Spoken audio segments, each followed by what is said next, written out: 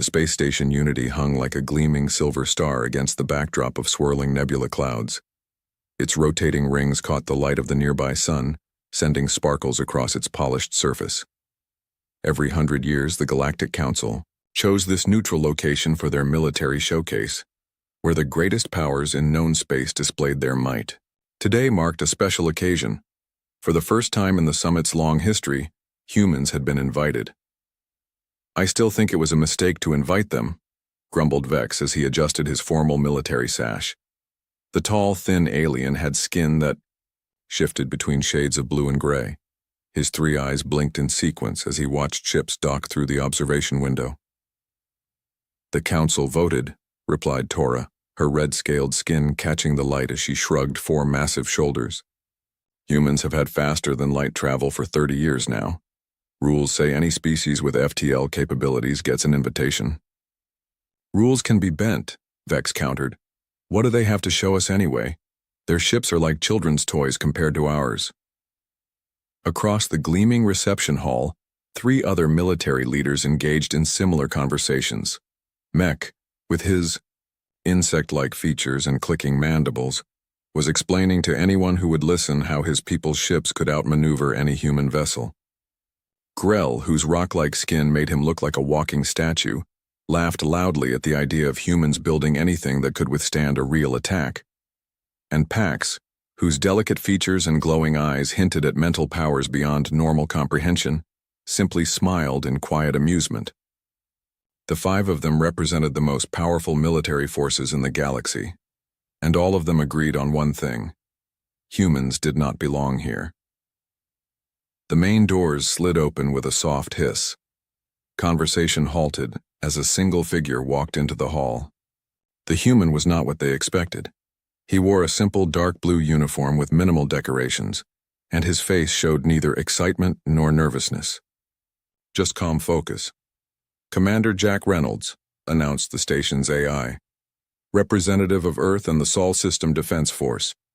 Jack nodded politely to the room. "Thank you for the invitation. Earth is honored to join this historic summit."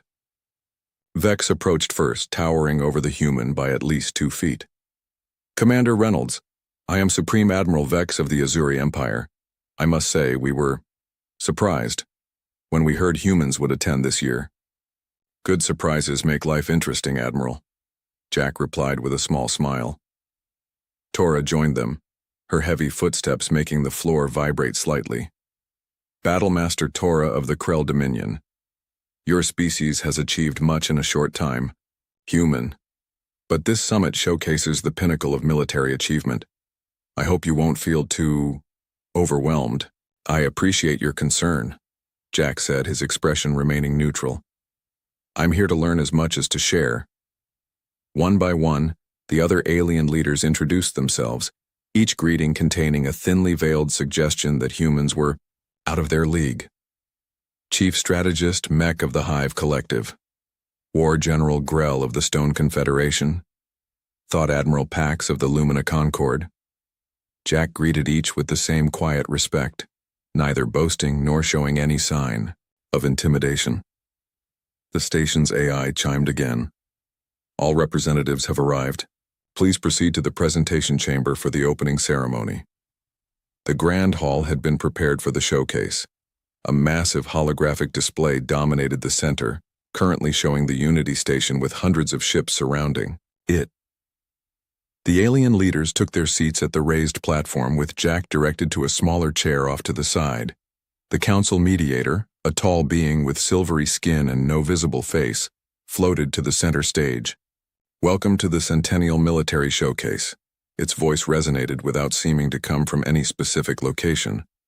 "For 100,000 years, this gathering has maintained peace through the balance of power. Today we welcome our newest, spacefaring neighbors, the humans of Earth." There was polite applause, though Jack noticed several delegations barely participated. "We will begin with presentations from our established powers, followed by our new guests. Admiral Vex, you may begin." Vex stood proudly, activating a control on his wrist. The hologram shifted to show a sleek, dark vessel that seemed to fade in and out of visibility. "The Shadow Strike," he announced, the pride of the Azuri fleet. Its adaptive camouflage can render it completely invisible to all known detection systems. It can enter an enemy system, deploy devastating weapons, and leave without ever being detected. The crowd murmured appreciatively as the hologram showed, the ship demonstrating its cloaking abilities. Our engineers have worked for 2 centuries to perfect this technology, Vex continued, glancing at Jack. The ultimate predator needs no armor when it cannot be seen. Jack watched attentively, occasionally making small notes on a simple pad.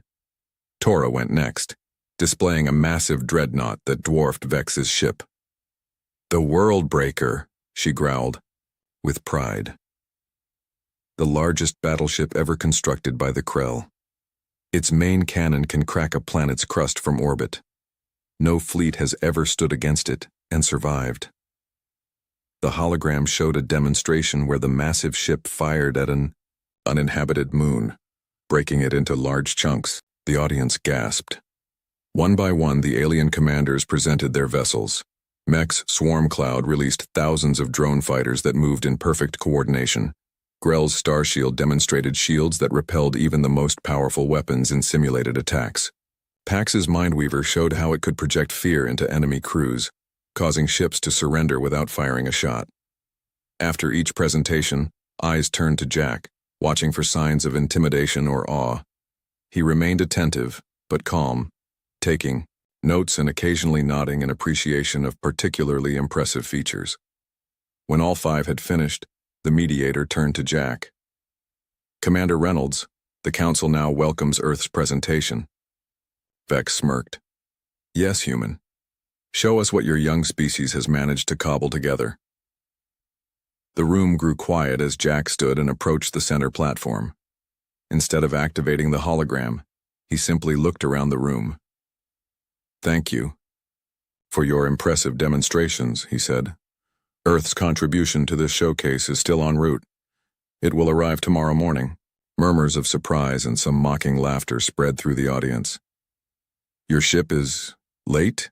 Mech asked, mandibles clicking in what seemed like laughter. "Not late," Jack replied. "Right on schedule. Some things are worth waiting for." Tora leaned forward. "Why not just show us holographic data like everyone else?" Jack smiled slightly. "We prefer real demonstrations over simulations. I hope you'll understand tomorrow." As the session adjourned, the 5 alien commanders gathered, watching Jack leave the chamber. "Did you see his face?" Vex said. "No reaction to our ships. Either humans are too primitive to understand what they saw, or what?" asked Grell. Pax spoke softly, eyes still on the door where Jack had exited. "Or they have something they think will impress us, which seems unlikely." "We'll see tomorrow," Tora said with a dismissive wave of her hand. "Though I suspect we'll all be very underwhelmed." None of them noticed the small smile on Jack's face as he walked down the corridor, or the quiet message he sent from his wrist device. Stage set. Bring her in. 5 aliens boasted about their battleships until they witnessed ours Part 2. The boasts, the evening reception aboard Space Station Unity, glittered with the light of 1,000 stars. Representatives from every corner of the galaxy mingled in the Grand Observation Dome, their diverse forms creating a living tapestry against the backdrop of space. Floating servers carried drinks of every color while diplomats and military officers discussed the day's presentations. Jack Reynolds stood alone by the curved viewport, watching the alien ships that surrounded the station. Each vessel was positioned, to be clearly visible, a floating testament to their creator's pride. Admiring superior technology, human? Jack turned to find Vex approaching, 2 drinks in hand. The Azuri Admiral offered one to Jack, who accepted with a nod. "I appreciate good engineering when I see it," Jack replied, taking a small sip. The liquid tasted like cinnamon and something he couldn't name. "Your reaction to our presentations was interesting," Vex said, his 3 eyes blinking in sequence. "Most newcomers are overwhelmed." Jack smiled. "Earth has a saying, never show your cards too early in the game." "Cards? Game?" Vex's translator seemed confused. It means don't reveal your strengths until the right moment. Before Vex could respond, Tora's booming voice called out across the room. There he is! The human who keeps us waiting! The massive red-scaled alien commander pushed through the crowd, followed by the other 3 alien leaders. Why so mysterious about your ship, Commander? Tora asked, looming over Jack. Surely you could show us at least a diagram. Jack took another sip of his drink. I prefer to let actions speak louder than words. Another Earth saying. Mech's mandibles clicked rapidly, the insectoid alien's equivalent of a chuckle. Perhaps there is nothing to show. Perhaps this is just human... What is your word? Bluffing. That would be unwise, Jack replied, his voice calm but firm. Earth doesn't bluff about military matters. Grell, the stone-skinned commander, rumbled with laughter. His voice sounded like rocks grinding together. Tell us, human, what could your species possibly create that would compare to what you saw today? You've had space travel for what, a century? We've been crossing the stars for thousands of years. Jack turned to face all 5 alien commanders. The room had grown quieter as others noticed the confrontation. You're right that we're newcomers to space, Jack admitted. But you're wrong. To think that means we're behind in all ways. Pax, who had been silent until now, stepped forward. The Lumina commander's glowing eyes studied Jack intently. You speak with unusual confidence for someone whose people have never attended this summit before. Experience isn't always measured in years, Jack replied. Sometimes it's measured in intensity. What does that mean? Tora demanded. Jack looked around at the 5 alien leaders. How many wars has your species fought in the last 500 years, Battlemaster Tora? The question seemed to surprise her. 3 major conflicts. All victories for the Krell Dominion. Jack nodded, then looked to each alien in turn, asking the same question. 2 wars of expansion, Vex answered. The Hive has fought 4 defensive wars, clicked Mech. 1 great war, 3 centuries ago, rumbled Grell. The Lumina avoid physical conflict when possible, Pax said softly. 1 defensive action in recent history. Jack nodded again. Earth's history includes over 15,000 recorded wars. Before we reached space, we fought over 300 major conflicts just in the last 500 years. Our most devastating war killed nearly 100 million people in 6 years. The alien commander stared at him in shocked silence. That's barbaric, Vex finally said. That's survival, Jack corrected. We learned to build better weapons, because we had to. We perfected military technology because failure meant extinction. You're proud of this violent history? Pax asked, her glowing eyes dimming slightly. Not proud, Jack said, his expression serious. But we don't deny what it taught us. While your civilizations were enjoying peace among the stars, we were testing weapons against each other that could level cities in seconds. An uncomfortable silence fell over the group. Other guests had stopped their conversations to listen. Tora broke the tension with a forced laugh. Big talk from a small species. Tomorrow, we'll see if there's any truth to it. Indeed we will, Jack replied. The reception continued, but the 5 alien commanders kept their distance from Jack for the rest of the evening. They gathered instead at the far side of the dome, speaking in low voices. Do you believe what he said? Mech asked. 15,000 wars? Impossible, Grell rumbled. No species could survive that much conflict. Unless they became very, very good at warfare, Vex pointed out. Tora shook her massive head. Talk is easy. Tomorrow we'll see this supposed human warship. I expect to be underwhelmed. I'm not so certain, Pax said quietly. I sense no deception. From him. Only anticipation. Across the room, Jack caught fragments of their conversation with his enhanced hearing. The slight smile that touched his lips went unnoticed as he turned back to the viewport, his eyes finding a particular spot in the distant darkness of space. Morning came to Space Station Unity as its rotation brought the main habitation ring into the light of the system's sun. Jack stood in his quarters, straightening his uniform before a mirror. His communication device chimed softly. Reynolds here. Commander, this is Captain Lin. We're ready when you are. Perfect timing. Hold. Position just outside sensor range until I give the signal. Understood, sir. The crew is looking forward to the reveal. Jack smiled. So am I, Captain. Reynolds out. When Jack arrived at the presentation chamber, he found all 5 alien commanders already there, along with most of the summit attendees. The room buzzed with speculation about the human ship. Commander Reynolds, the mediator's voice echoed. The Council is eager to see Earth's contribution to this summit. Jack took his place at the center platform. Thank you, mediator. Earth is honored to present our vessel today. He activated his wrist device, and the large hologram display in the center of the room came to life. At first it showed only empty space near the station. Where is it? Someone called out. Jack tapped his device again. Captain Lin, you may bring her in now. The hologram shifted to show a different area of space. At first, nothing changed. Then, sensors picked up something entering the system. The display automatically adjusted to track the object. What is that? Vex asked, leaning forward. The object grew larger on the display as the station's sensors calculated its distance and size, then recalculated again. A murmur of disbelief spread through the crowd. That can't be right, Tora said, staring at the size readings. The sensors must be malfunctioning. The sensors are working perfectly, Jack replied calmly as the object drew closer. Its true form became visible. It was a ship, but unlike any the aliens had seen before. Dark, angular, and massive beyond comprehension. The station's holographic display struggled to fit the entire vessel in view. I present to you, Jack announced, the HSS Leviathan, a mid-sized vessel in Earth's deep space fleet. The room erupted in shocked exclamations. The 5 alien commanders stood frozen, staring at the impossible ship that made their prized vessels look like toys in comparison. Vex was the first to find his voice. Mid-sized? He asked weakly. Jack nodded. Yes, Admiral. We have smaller, and we have larger.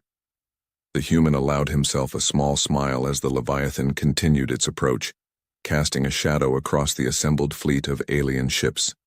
The boasting had ended. Now the real demonstration would begin. 5 aliens boasted about their battleships until they witnessed ours Part 3.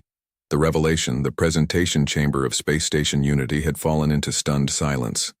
On the massive holographic display, the HSS Leviathan continued its approach, each new detail of the human battleship becoming clearer as it neared. The ship was unlike anything the gathered aliens had ever seen. While their vessels followed the elegant curved designs preferred by most spacefaring races, the Leviathan was all hard angles and flat planes. Its dark hull seemed to swallow light rather than reflect it. Most shocking was its size. Initial readings suggested it was nearly 5 times larger than Tora's Worldbreaker, previously considered the largest warship in the galaxy. This is impossible, Vex finally said, breaking the silence. His blue-gray skin had paled considerably. No, species builds ships this size. The resources required, the engineering challenges, all solved, Jack replied calmly. The Leviathan was built inside Jupiter's orbit using materials harvested from the asteroid belt. It took our shipyards 3 years to complete. 3 years? Mech's mandibles clicked rapidly in agitation. The swarm cloud took 20 years to design and build, Jack nodded. We work quickly when necessary. Tora stepped closer to the hologram, her red scales gleaming as she studied the human ship with newfound respect. What are its weapon systems? Before Jack could answer, an alarm sounded throughout the station. The mediator floated forward, its silvery form rippling with concern. Unauthorized weapon activation detected, it announced. Multiple ships are powering up defensive systems. On secondary displays around the room, the gathered aliens could see their own vessels moving into defensive positions, shields activating and weapons coming online. Stand down, Grell ordered into his communication device. This is not an attack. The same is happening with my ships, Vex said, his 3 eyes blinking rapidly as he received updates. The automated defense protocols have activated. They've identified the human vessel as a potential planet killer class threat. More alarms joined the first as the station itself began emergency procedures, blast doors sealed, and non-essential systems shut down. Station Unity is now at Defense Level 1, announced the station's AI. All non-military personnel please proceed to emergency shelters. Pax turned to Jack, her glowing eyes intense. Your ship has triggered every defense system in the sector. What exactly have you brought here? Jack remained remarkably calm amid the chaos. Exactly what I said. A mid-sized battleship. I apologize for the alarm. The Leviathan's passive signature must be stronger than we anticipated. He tapped his wrist device. Captain Lin, power down all offensive systems and broadcast peaceful intentions on all frequencies. The voice that replied was clear and professional. Already done, Commander. We're showing full transparency to the station and all vessels. No weapons hot. Shields at minimum. Slowly, the alarms quieted. The 5 alien commanders huddled together, speaking in urgent tones as they communicated with their respective ships. Jack turned to the mediator. With your permission, I'd like to invite the 5 commanders aboard the Leviathan for a tour. It might help ease concerns.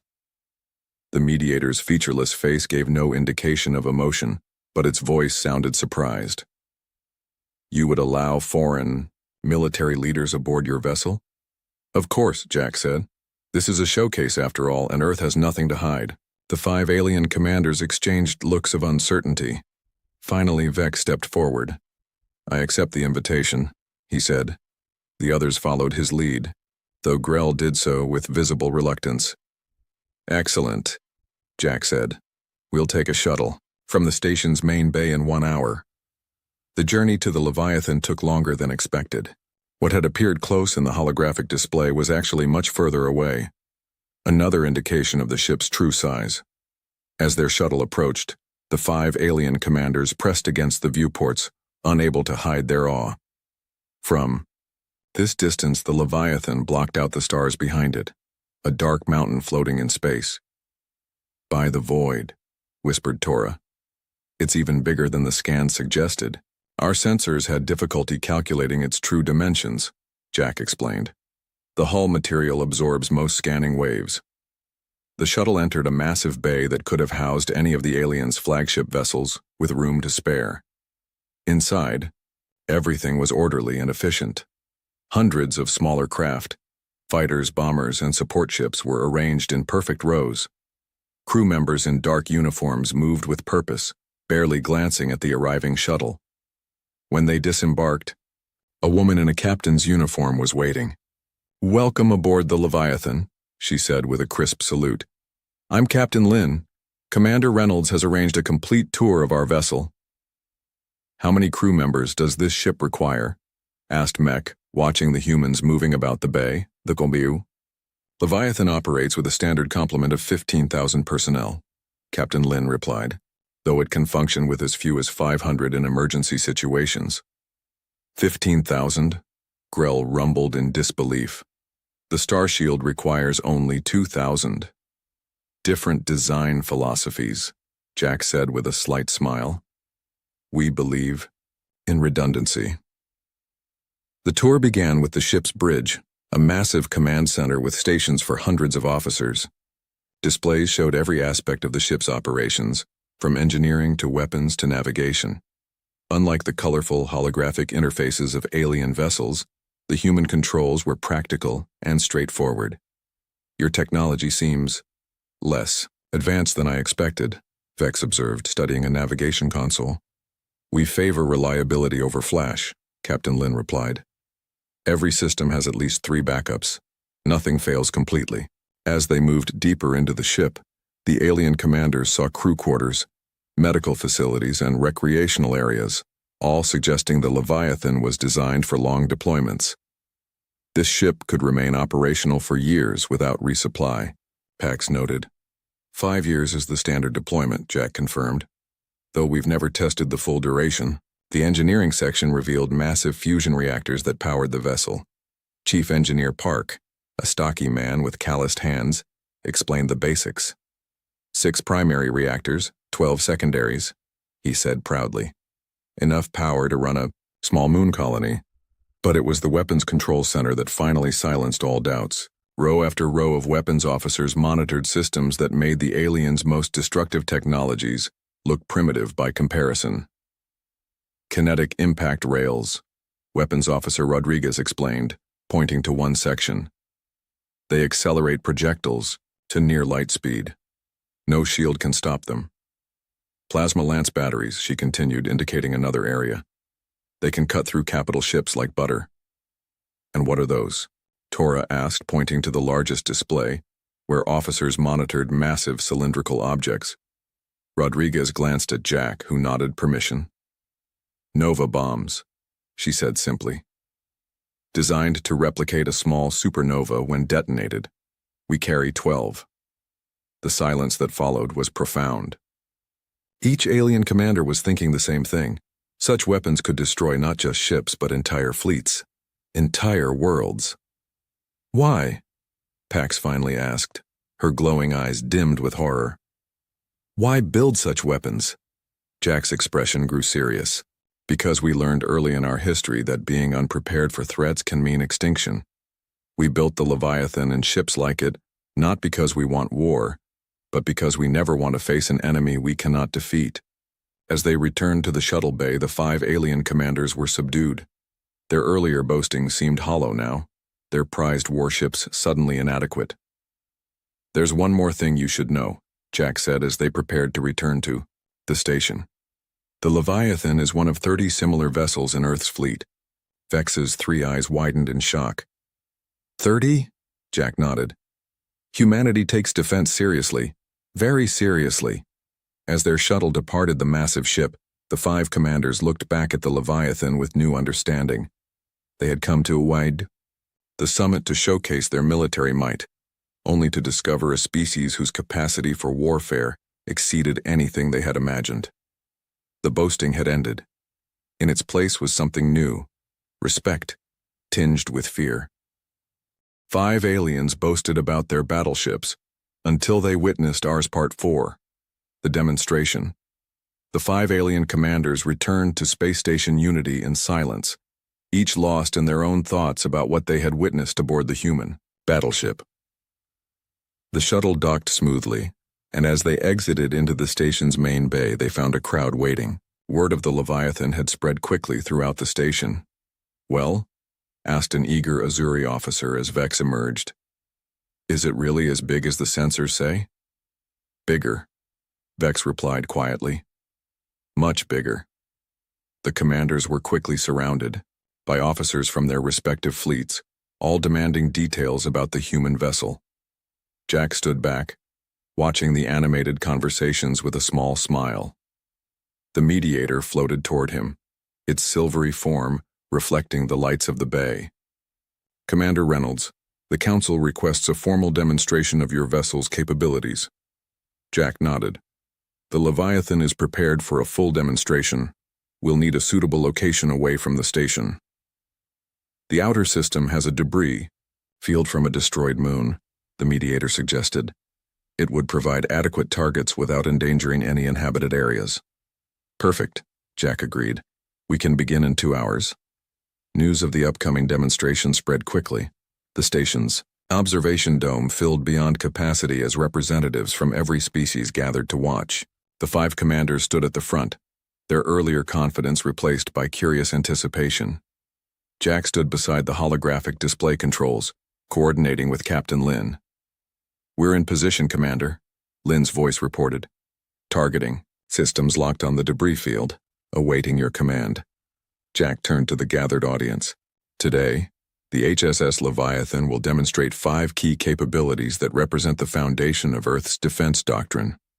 He nodded to the 5 alien commanders.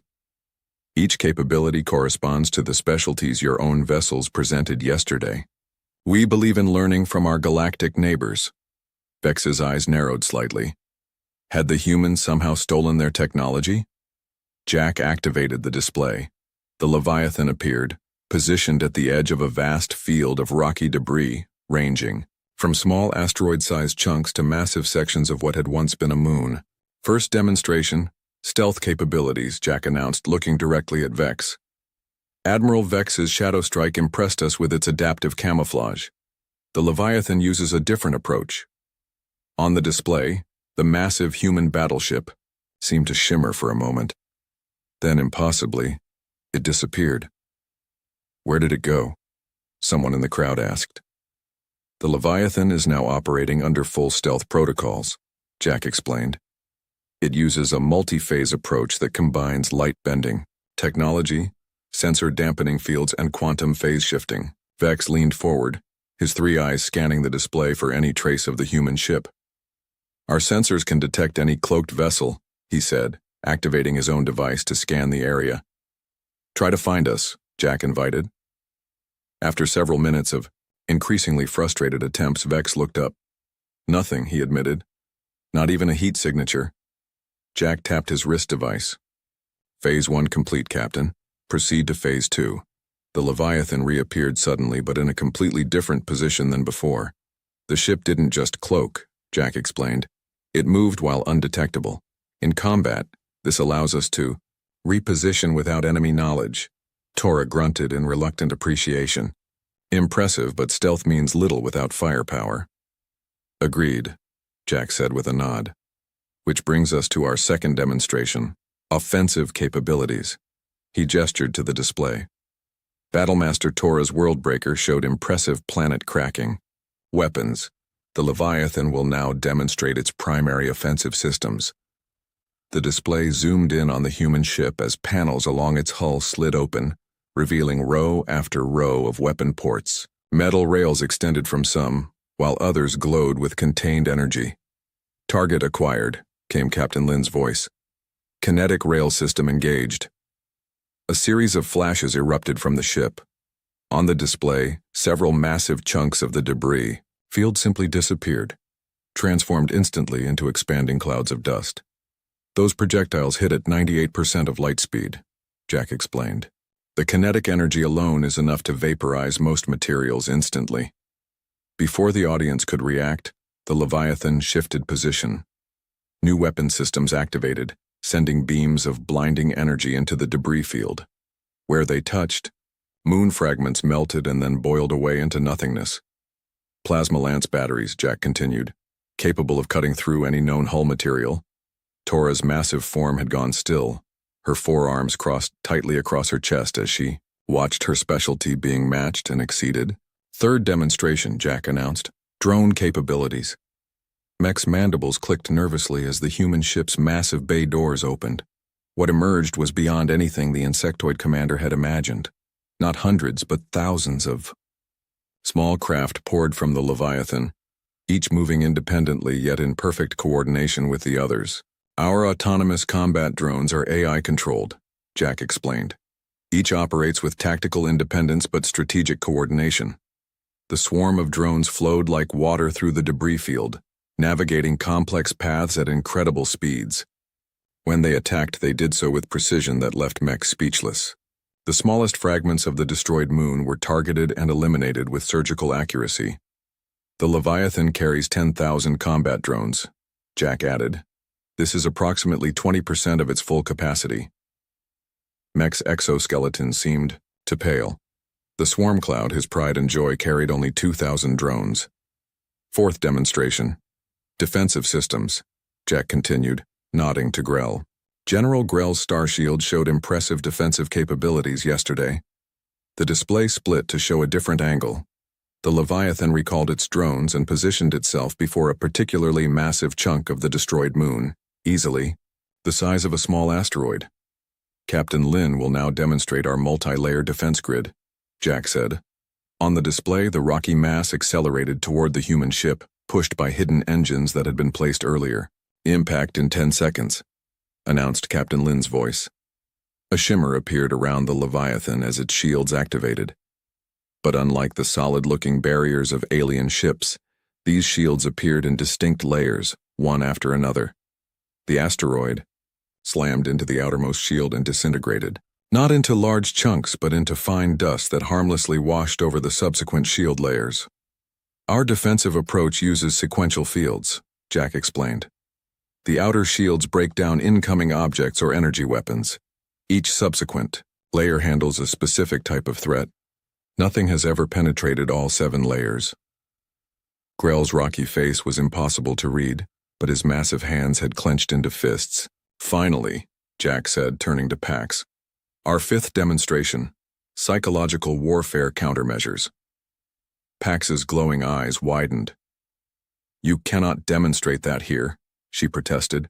My ship is not even attempting to use its abilities. Precisely, Jack said with a slight smile. The Leviathan's psi-dampening field has been active since it entered the system. Had your Mindweaver attempted to use its psychic technology, your crew would have experienced discomfort. Pax took an involuntary step back. That's impossible. No species has developed effective counters to Lumina mental projection. Humanity has faced many challenges throughout our history, Jack replied, including ones that attacked our minds rather than our bodies. We adapted. The demonstration complete, Jack deactivated the display. The observation dome fell silent as the gathered representatives tried to process what they had seen. The 5 capabilities I've shown you today represent only a fraction of the Leviathan's full systems, Jack said. Earth came late to the stars, but we brought with us thousands of years of military innovation. He looked at each of the 5 commanders in turn. We didn't develop these technologies to threaten our neighbors. We developed them to ensure that humanity would never again face an existential threat without the means to defend itself. As the crowd began to disperse, discussing what they had witnessed in hushed, urgent tones, the 5 alien commanders gathered, together. This changes everything, Vex said quietly. If the humans have 30 ships of this capacity, then they could dominate the galaxy if they wished. Tora finished. Yet they haven't, Pax observed. They've kept to their own systems, developing these ships in secret. Mech's mandibles clicked thoughtfully. The question is, what do they want now? 5 aliens boasted about their battleships until they witnessed ours Part 5. The understanding, the final day of the Galactic Council's military summit began with an atmosphere of tension. The scheduled meetings and presentations continued, but one topic dominated every conversation: the human ship and what it meant for the balance of power in the galaxy. Jack Reynolds sat alone in the station's garden dome, enjoying a moment of quiet among the exotic plants gathered from 100 worlds. The artificial sunlight felt good on his face as he considered the events of the past few days. May I join you, Commander? Jack looked up to see Pax standing nearby, her glowing eyes dimmed to a gentle pulse. He gestured to the empty seat beside him. Of course, Admiral. The Lumina commander sat gracefully, her movements fluid and precise. For a moment, she simply observed the garden in silence. This is my favorite place on the station, she finally said. It reminds me that despite our differences, all life shares certain needs: light, water, a place to grow. Jack nodded. We're not so different when it comes down to it, aren't we? Pax turned to face him. Your ship, your weapons. They speak of a species unlike any we've encountered. Your capacity for warfare exceeds anything in known space. Our capacity for peace is just as great, Jack replied. We just never take it for granted. Before Pax could respond, her communication device chimed softly. The Council requests our presence, she said after checking it. All 5 commanders and you. Jack stood. Let's not keep them waiting. The Council chamber was smaller than the presentation hall, designed for private discussions rather than public displays. The mediator waited inside, along with the other 4 alien commanders. Thank you for coming, the mediator began once they were all seated. The events of this summit have raised concerns that must be addressed. Concerns? Jack asked, though he had anticipated this meeting. The human vessel represents a significant shift in the balance of power, the mediator continued.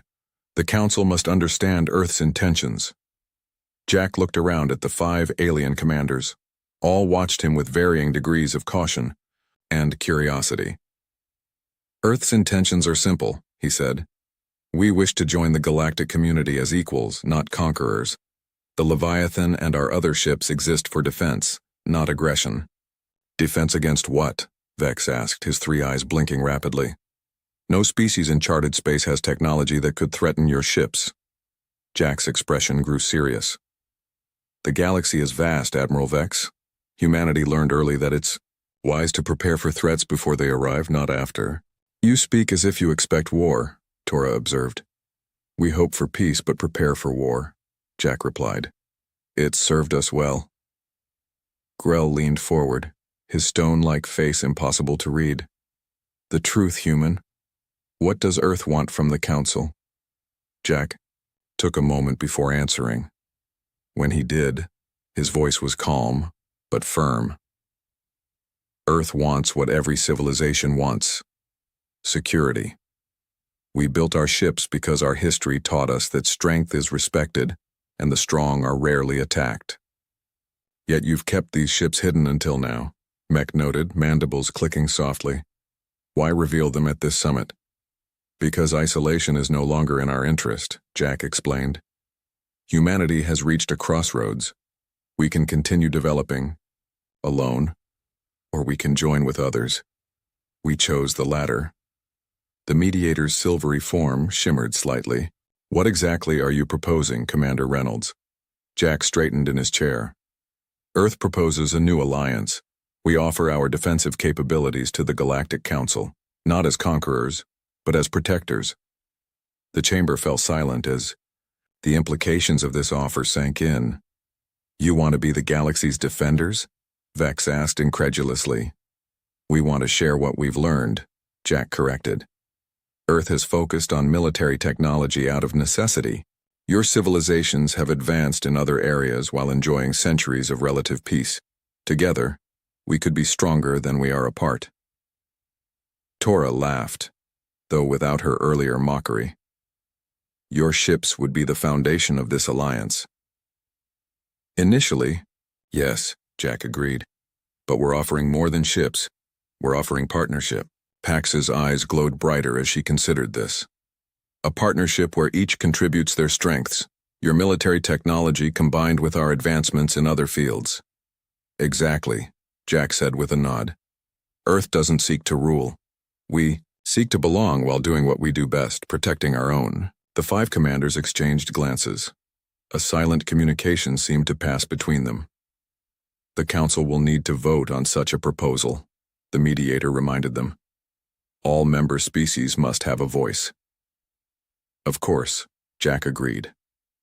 Earth is patient. 3 days later, the vote was held. Representatives from every Council species gathered in the Great Hall to decide whether to accept Earth's proposal. Jack waited outside, standing at the viewport as he had on the first day. The door slid open behind him. He turned to find all 5 alien commanders approaching. Commander Reynolds, Vex said formally. The Council has reached its decision. Jack straightened, preparing himself for either outcome. Earth is accepted as a full member of the Galactic Council, Vex continued. Your proposal for a defensive alliance has been approved with certain conditions. Jack let out a breath he hadn't realized he was holding. The conditions? Knowledge exchange, Mech explained, mandibles clicking excitedly. Your military technology for our advancements in medicine, energy, and exploration. Training programs, Tora added. Your officers will train with ours and ours with yours. Oversight committees, Grell rumbled, to ensure the alliance serves all equally. And cultural exchange, Pax finished, her eyes glowing warmly. To build understanding beyond military cooperation. Jack smiled. Earth accepts these conditions. Then it is settled, the Mediator announced, floating into the corridor to join them. The Galactic Defense Alliance is formed, with Earth as a founding member. As they walked together toward the Great Hall where the other representatives waited, Vex moved beside Jack. I must ask, Commander, the Azuri Admiral said quietly. Were you confident the Council would accept? Jack smiled slightly. I was hopeful. Humanity has learned that the best way to avoid war is to make the cost too high for potential enemies. The same principle applies here. The alliance benefits everyone.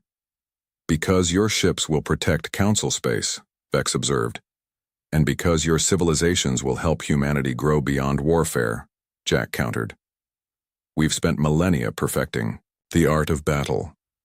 Now we can learn the art of lasting peace.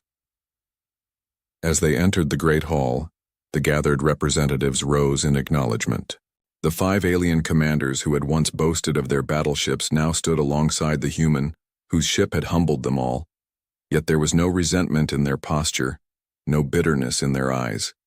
Instead, there was something new: respect, acceptance, and perhaps even a touch of gratitude. The galaxy was changing. The species that had come late to the stars had brought with them something unexpected. Not just unmatched weapons, but a perspective forged in fire and tempered by hard-won wisdom. That evening, as the Leviathan prepared to depart for Earth, with news of the Alliance, Jack stood once more in Unity's observation dome. The 5 commanders joined him, watching as their own vessels moved into formation around the human battleship, not in challenge, but in escort. To think, Tora said with a rumbling laugh. We once boasted about our ships. Your ships are still impressive, Jack assured her. They're simply different. Different, Pax repeated thoughtfully. Perhaps that is what makes this alliance valuable. Not sameness, but difference, each contributing what others cannot. As they watched their ships move together through space, the 5 alien commanders and the humans stood not as rivals but as allies. The boasting was over. Understanding had taken its place. And somewhere in the vast darkness beyond, whatever unknown threats might exist would soon learn that the galaxy was now defended by both the wisdom of ancient civilizations and the fierce determination of its newest member. Humanity had arrived among the stars, not as conquerors, not as subjects, but as guardians.